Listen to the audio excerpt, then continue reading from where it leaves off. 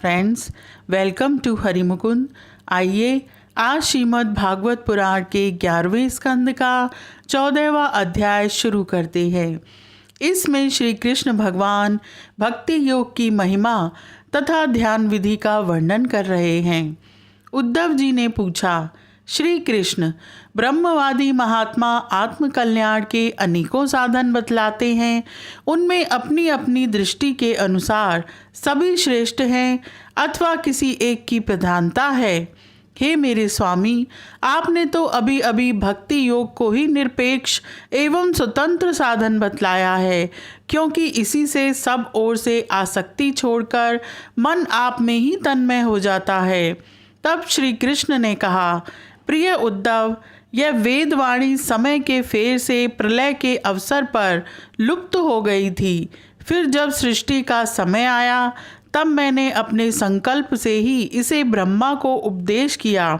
इसमें मेरे भागवत धर्म का ही वर्णन है। ब्रह्मा ने अपने ज्येष्ठ पुत्र स्वयंभू मनु को उपदेश किया और उनसे भृगु, अंगिरा, मरीचि, पुलय, अत्रि, पुलत्स्य और कृतु इन 7 प्रजापति महर्षियों ने ग्रहण किया। तदंतर इन ब्रह्म ऋषियों की संतान देवता, दानव, राक्षस आदि ने इसे अपने पूर्वज इन्हीं ब्रह्म ऋषियों से प्राप्त किया। सभी जातियों और व्यक्तियों के स्वभाव, उनकी वासनाएं सत्व, रज और तमोगुण के कारण भिन्न भिन्न है। इसलिए उनमें और उनकी बुद्धि वृत्तियों में भी अनेकों भेद हैं। इसलिए वे सभी अपनी अपनी प्रकृति के अनुसार उस वेदवाणी का भिन्न भिन्न अर्थ ग्रहण करते हैं।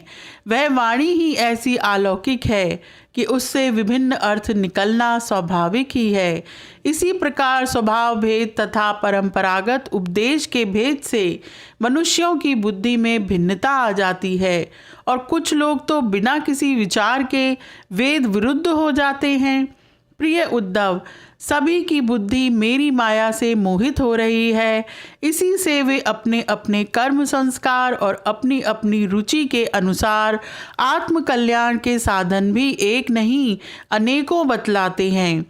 पूर्व मीमांसक धर्म को, साहित्याचार्य यश को, कामशास्त्री काम को, योगवेत्ता सत्य को, दंड नीतिकार ऐश्वर्य को, त्यागी त्याग को और लोकायतिक भोग को ही मनुष्य जीवन का स्वार्थ परम लाभ बतलाते हैं। कर्मयोगी लोग यज्ञ, तप, दान, व्रत तथा यम नियम आदि को पुरुषार्थ बतलाते हैं, परंतु ये सभी कर्म हैं।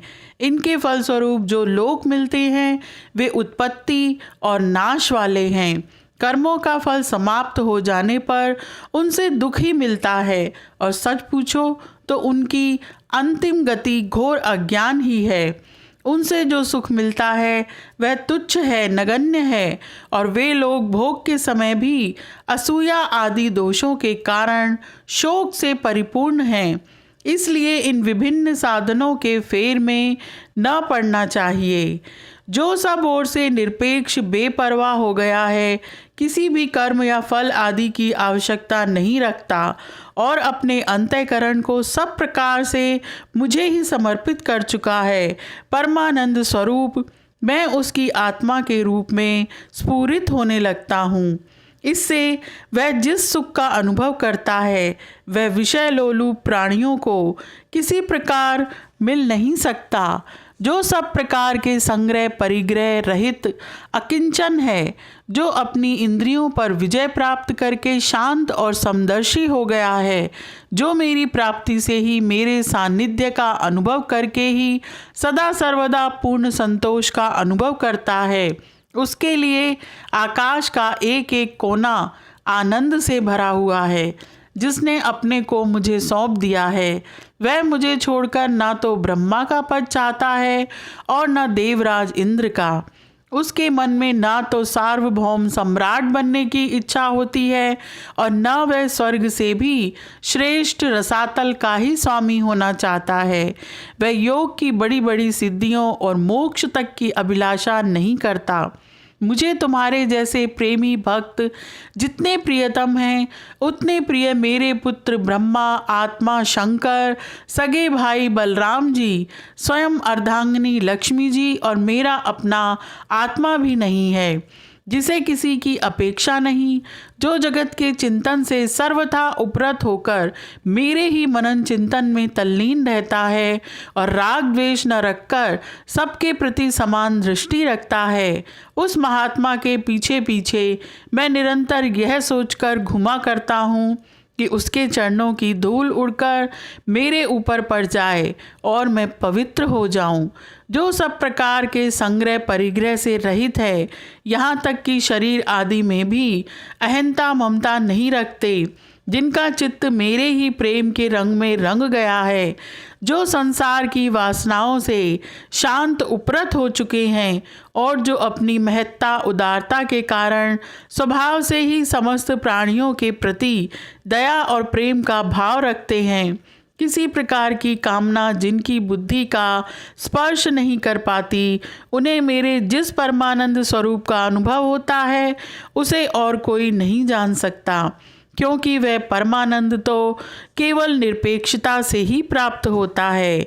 मेरा जो भक्त अभी जितेंद्रिय नहीं हो सका है और संसार के विषय बार बार उसे बाधा पहुंचाते रहते हैं, अपनी ओर खींच लिया करते हैं, वह भी क्षण क्षण में बढ़ने वाली मेरी प्रगल्भ भक्ति के प्रभाव से प्रायः विषयों से पराजित नहीं होता। हे उद्धव, जैसे दधकती हुई आग लकड़ियों के बड़े ढेर को भी जलाकर खाक कर देती है, वैसे ही मेरी भक्ति भी समस्त पाप राशि को पूर्णतया जला डालती है। योग साधना, ज्ञान विज्ञान, धर्म अनुष्ठान, जप पाठ और तप त्याग मुझे प्राप्त कराने में उतने समर्थ नहीं हैं जितनी दिनों दिन बढ़ने वाली अनन्य प्रेममयी मेरी भक्ति। मैं संतों का प्रियतम आत्मा हूँ। मैं अनन्य श्रद्धा और अनन्य भक्ति से ही पकड़ में आता हूँ। मुझे प्राप्त करने का यह एक ही उपाय है। मेरी अनन्य भक्ति उन लोगों को भी पवित्र जाति दोष से मुक्त कर देती है जो जन्म से ही चांडाल है। इसके विपरीत जो मेरी भक्ति से वंचित है, उनके चित्त को सत्य और दया से युक्त, धर्म और तपस्या से युक्त विद्या भी भली भांति पवित्र करने में असमर्थ है। जब तक सारा शरीर पुलकित नहीं हो जाता, चित्त पिघलकर गदगद नहीं हो जाता, आनंद के आंसू आँखों से छलकने नहीं लगते तथा अंतरंग और बहिरंग भक्ति की बाढ़ में चित्त डूबने उतरने नहीं लगता, तब तक इसके शुद्ध होने की कोई संभावना नहीं है। जिसकी वाणी प्रेम से गदगद हो रही है, चित्त पिघलकर एक ओर बहता रहता है, एक क्षण के लिए भी रोने का तांता नहीं टूटता, परंतु जो कभी कभी खिलखिलाकर हंसने भी लगता है, कहीं लाज छोड़कर ऊंचे स्वर से गाने लगता है तो कहीं नाचने लगता है, मेरा वह भक्त न केवल अपने को बल्कि सारे संसार को पवित्र कर देता है। जैसे आग में तपाने पर सोना मैल छोड़ देता है, निखर जाता है और अपने असली शुद्ध रूप में स्थित हो जाता है, वैसे ही मेरे भक्ति योग के द्वारा आत्मा कर्म वासनाओं से मुक्त होकर मुझको ही प्राप्त हो जाता है, क्योंकि मैं ही उसका वास्तविक स्वरूप हूँ। मेरी परम पावन लीला कथा के श्रवण कीर्तन से ज्यों ज्यों चित्त का मैल धुलता जाता है, त्यों त्यों उसे सूक्ष्म वस्तु के वास्तविक तत्व के दर्शन होने लगते हैं। जैसे अंजन के द्वारा नेत्रों का दोष मिटने पर उनमें सूक्ष्म वस्तुओं को देखने की शक्ति आने लगती है। जो पुरुष निरंतर विषय चिंतन किया करता है, उसका चित्त विषयों में फंस जाता है, और जो मेरा स्मरण करता है उसका चित्त मुझ में तल्लीन हो जाता है। इसलिए तुम दूसरे साधनों और फलों का चिंतन छोड़ दो। अरे भाई, मेरे अतिरिक्त और कुछ है ही नहीं। जो कुछ जान पड़ता है वह ठीक वैसा ही है जैसे स्वप्न अथवा मनोरथ का राज्य। इसलिए मेरे चिंतन से तुम अपना चित्त शुद्ध कर लो और उसे पूरी तरह से एकाग्रता से मुझ में ही लगा दो। उद्धव जी ने पूछा, हे कमल नयन श्याम सुंदर, आप कृपा करके यह बतलाइए कि मुमुक्षु पुरुष आपका किस रूप से, किस प्रकार और किस भाव से ध्यान करें। भगवान श्री कृष्ण ने कहा, उद्धव, जो ना तो बहुत ऊंचा हो और ना बहुत नीचा ही, ऐसे आसन पर शरीर को सीधा रखकर आराम से बैठ जाएं, हाथों को अपनी गोद में रख लें और दृष्टि अपनी नासिका के अग्र भाग पर जमाएं। इसके बाद पूरक, कुंभक और रेचक तथा रेचक, कुंभक और पूरक, इन प्राणायामों के द्वारा नाड़ियों का शोधन करें। प्राणायाम का अभ्यास धीरे धीरे बढ़ाना चाहिए और उसके साथ साथ इंद्रियों को जीतने का भी अभ्यास करना चाहिए। हृदय में कमल नागत पतले सूत के समान ओमकार का चिंतन करें। प्राण के द्वारा उसे ऊपर ले जाएं और उसमें घंटा नाद के समान स्वर स्थिर करें। उस स्वर का तांता टूटने न पाए। इस प्रकार प्रतिदिन 3 समय 10-10 बार ओमकार सहित प्राणायाम का अभ्यास करें। ऐसा करने से 1 महीने के अंदर ही प्राणवायु वश में हो जाता है। इसके बाद ऐसा चिंतन करें कि हृदय एक कमल है, वह शरीर के भीतर इस प्रकार स्थित है मानो उसकी डंडी तो ऊपर की ओर है और मुंह नीचे की ओर। अब ध्यान करना चाहिए कि उसका मुख ऊपर की ओर होकर खिल गया है। उसके 8 दल हैं और उनके बीचों बीच पीली पीली अत्यंत सुकुमार कर्णिका है। कर्णिका पर क्रमशः सूर्य, चंद्रमा और अग्नि का न्यास करना चाहिए। तदंतर अग्नि के अंदर मेरे इस रूप का स्मरण करना चाहिए। मेरा यह स्वरूप ध्यान के लिए बड़ा ही मंगलमय है। मेरे अवयवों की गठन बड़ी ही सुडौल है। रोम रोम से शांति टपकती है। मुख कमल अत्यंत प्रफुल्लित और सुंदर है। घुटनों तक लंबी मनोहर 4 भुजाएं हैं। बड़ी ही सुंदर और मनोहर गर्दन है। मुख पर मंद मंद मुस्कान की अनोखी ही छटा है। दोनों ओर के कान बराबर हैं और उनमें मकराकृत कुंडल झिलमिला रहे हैं। वर्षाकालीन मेघ के समान श्यामल शरीर पर पीतांबर फहरा रहा है। श्री वत्स एवं श्री लक्ष्मी जी का चिन्ह वक्षस्थल पर दाएं बाएं विराजमान है। हाथों में क्रमशः शंख, चक्र, गदा एवं पद्म धारण किए हुए हैं। गले में वनमाला लटक रही है। चरणों में नुपुर शोभा दे रहे हैं। गले में कौस्तुभ मणि जगमगा रही है। अपने अपने स्थान पर चमचमाते हुए किरीट, कंगन, करधनी और बाजूबंद शोभायमान हो रहे हैं। मेरा एक एक अंग अत्यंत सुंदर एवं हृदयहारी है। सुंदर मुख और प्यार भरी चितवन कृपा प्रसाद की वर्षा कर रही है।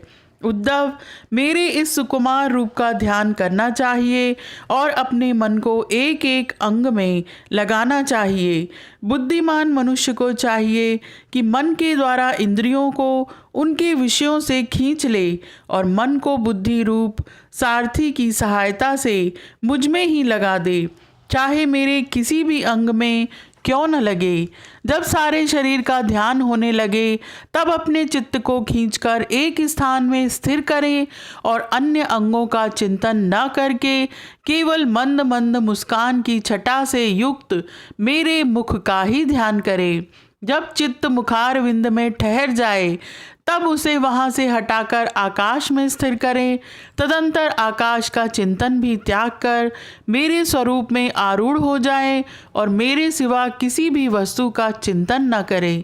जब इस प्रकार चित्त समाहित हो जाता है तब जैसे एक ज्योति दूसरी ज्योति से मिलकर एक हो जाती है, वैसे ही अपने में मुझे और मुझ सर्वात्मा में अपने को अनुभव करने लगता है। जो योगी इस प्रकार तीव्र ध्यान योग के द्वारा मुझ में ही अपने चित्त का संयम करता है, उसके चित्त से वस्तु की अनेकता, तत्संबंधी ज्ञान और उनकी प्राप्ति के लिए होने वाले कर्मों का भ्रम शीघ्र ही निवृत्त हो जाता है। यह अध्याय यहीं समाप्त होता है। आज के लिए इतना ही। Please like, share and subscribe my channel. Thank you.